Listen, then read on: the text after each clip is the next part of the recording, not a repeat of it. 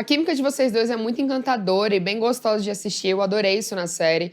Como é que foi esse processo de construir esse casal pra Minha Lady Jane?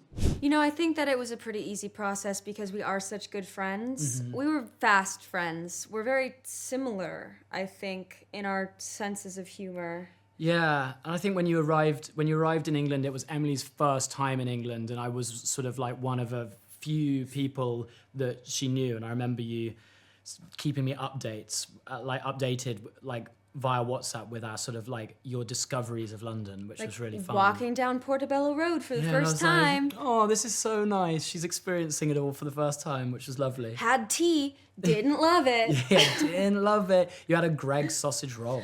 That I love. Yeah, I remember that. Yeah. Emily, a Jane não é o que se espera de uma mulher em uma série de época, né? Ela é bem diferente, tem atitudes ali bem diferentes. Como é que foi a preparação para esse papel e quais aspectos que você focou em transmitir para o público, especialmente para o público feminino da série? You know, I think that she is a really well-rounded and educated woman, and we do know that about the real Jane Grey, which is something that's really unique about her, and we really wanted to make that sort of the focus, especially in the beginning of like who she is.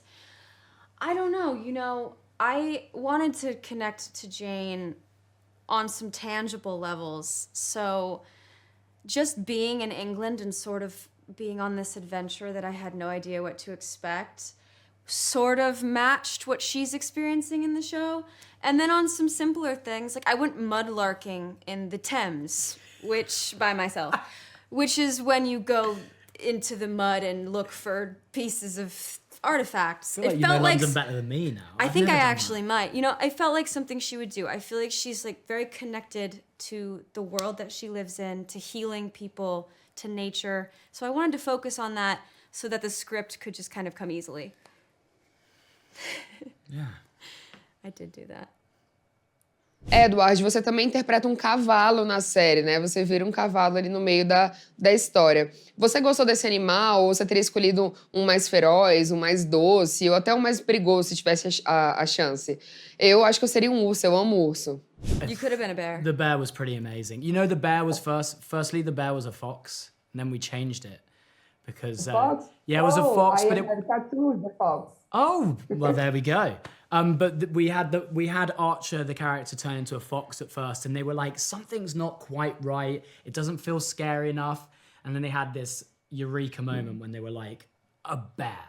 Let's have a bear. Because you find out when you see a real fox in a bar that they're not very big. No, not very big. They're like this big. Yeah, so they changed it to a bear. As for Guildford, I think I couldn't have chosen a better animal. I think it's so fun to play someone who turns into a horse. I think it really sums up who Guildford is and sort of who Guildford wants to be. There's sort of power there. Freedom, and people love horses, and I think Guildford wants to be loved as well. Pessoal, houve algum momento memorável nas filmagens para vocês dois? Algum que vocês queiram relembrar?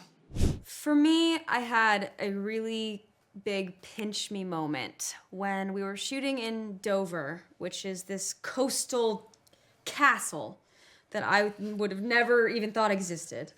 And I was wearing this stunning dress, my hair is down and wild, and I'm riding a horse down this like castle cliffside. And I just had this sort of pinch me moment where I'm like, if I had told my 18-year-old self who decided to move to LA and become an actor that I would be in England doing this, I truly do not think I could have convinced myself that it would have happened.